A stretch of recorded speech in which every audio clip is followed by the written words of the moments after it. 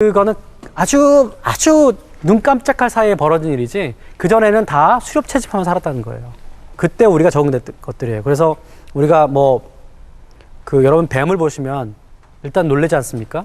뱀을 애완동물로 기르는 사람이 있지만 뱀을 애완동물로 기르기 위해서 훈련받는 건 되게 어려워요. 근데 뱀에 대해서 공포감을 느끼는 건 되게 쉽죠.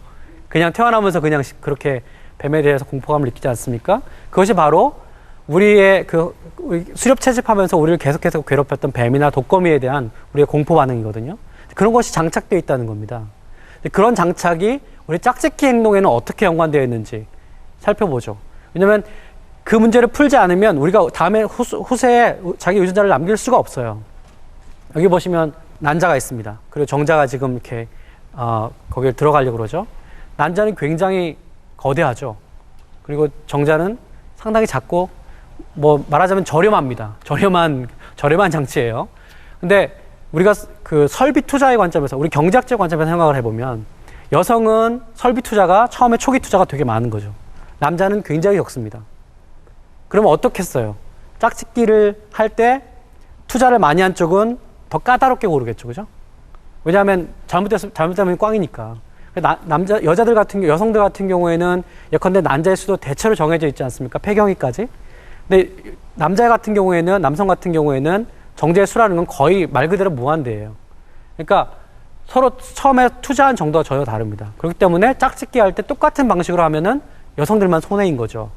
특히 포유류 여성 같은 경우에는 아이를 몇 개월간 품고 있어야 되잖아요. 그건 더 큰 말하자면 장애물이죠. 그 장애물을 사실은 극복하려면 더 까다롭게 골라야 됩니다. 그래서 좋은 짝을 골라야 되는 거죠. 남성 같은 경우에는 어떻게든지 더 많은 기회를 찾아서 더 많은 짝을 고르려는 게 인간의 본능 중에 하나인 거죠. 그래서 그런 관점에서 보면은 짝짓기의 행동이 달라집니다. 여기를 보십시오. 저 광경을 보시면, 저 사진을 보시면 여러분들이 굉장히 남성들은 되게 씁쓸해야 돼요. 왜냐? 그 날개를 쫙 펴고 있는 게 수컷입니까? 암컷입니까? 수컷이에요. 동물계에는 보통 화려한 놈들, 그 다음에 그런 것들이 다 대체로 수컷입니다. 암컷들은 자기의 설비 투자를 많이 했기 때문에, 초기 투자를 많이 했기 때문에 고를 수 있잖아요. 골라야 되는데, 수컷들은 경쟁을 통해서 선택을 받아야 되는 거죠. 수컷 공작새가 나는 모습을 보신 적이 있는지 모르겠지만, 저는 최근에 한번 봤는데요. 정말 처절해요. 떨어지자 못해 나옵니다. 그러니까 생존의 관점에서 보면 아마 위에 포식자가 떠 있으면 금방 잡아먹힐 거예요. 근데 저런 형질들이 있단 말이죠. 되게 수수께끼 같죠. 다윈도 굉장히 궁금했어요. 도대체 왜 저렇게 버겁고 저렇게 비효율적이고 저렇게 생존과 상관없이 좀 더 정확히 말하면 생존에 위배가 되는 생존에 위해가 되는 그러한 형질들이 왜 존재하는가? 다 짝짓기 때문입니다. 암컷들이 저런 걸 좋아해요. 화려한 놈들을 좋아해요. 왜냐? 왜냐가 중요한 거죠. 수컷 공작새를 연구해 보니까 긴 깃털, 그 다음에 인간의 눈처럼 보이죠? 그걸 우리 아이스팟이라고 하는데, 아이스팟의 수, 그 다음에 아이스팟이 얼마나 선명하냐. 이게 이제 짝짓기 성공률하고 관계가 된다는 걸 알게 됐어요. 왜 그러냐? 기생충이 많잖아요? 그러면 저런 선명한 색깔을 낼 수가 없답니다. 그죠? 그리고 그 발달 과정이 그렇게 좋지 못하면은 저런 아이스팟의 숫자를 많이 만들어낼 수가 없어요. 긴 깃털도 만들어낼 수 없어요. 내가 굉장히 좋은 놈이다. 좋은 유전자를 갖고 있다는 걸 선전하는 거죠.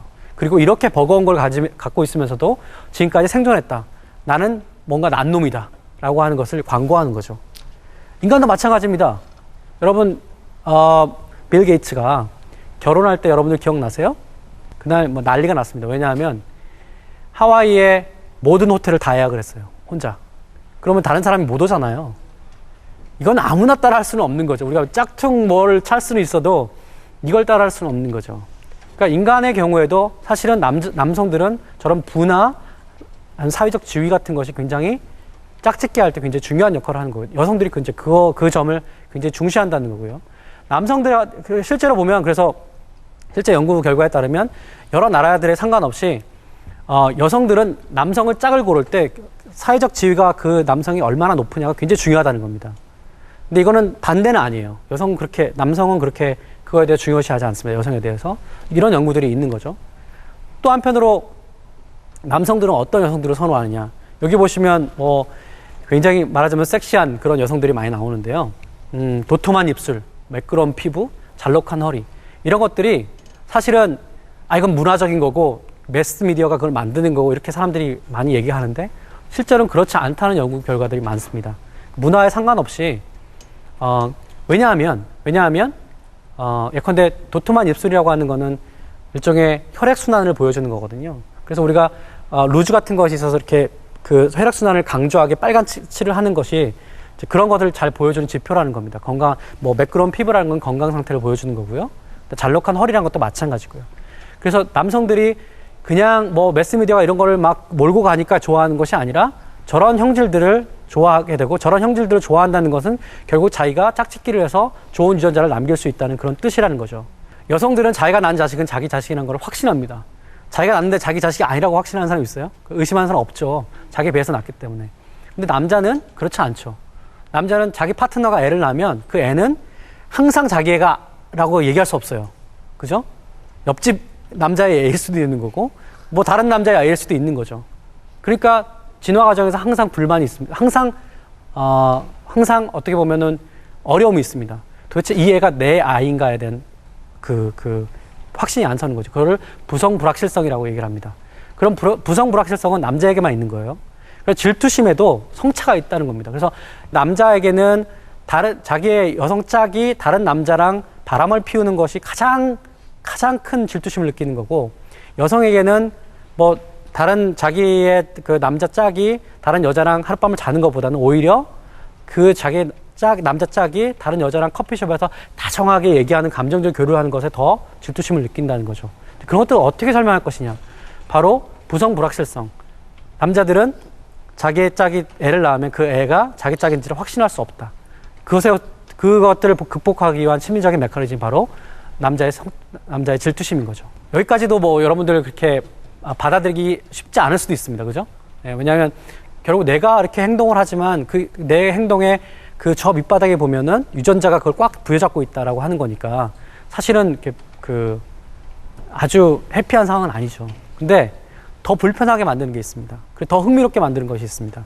사실 이기적 유전자라는 책에서 리처드 도킨스가 가장 독창적으로 냈던 부분은 바로 아까 이기적 유전자 이론이라고 하는 부분보다는 어쩌면 밈이라고 하는 부분이에요. 밈이라고 하는 거는 MEM이라고 하는 부분인데요.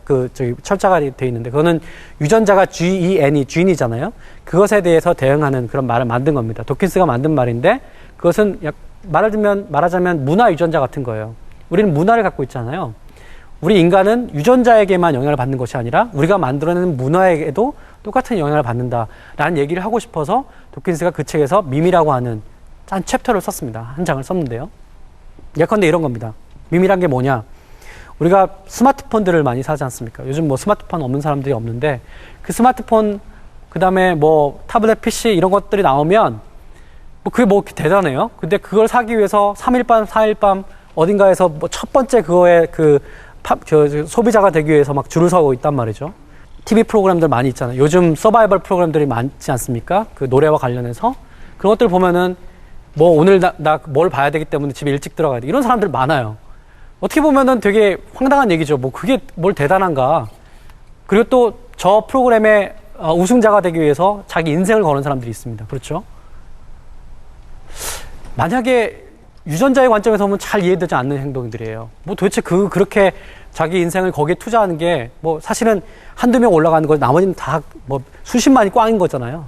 근데도 자기 인생을 투자합니다.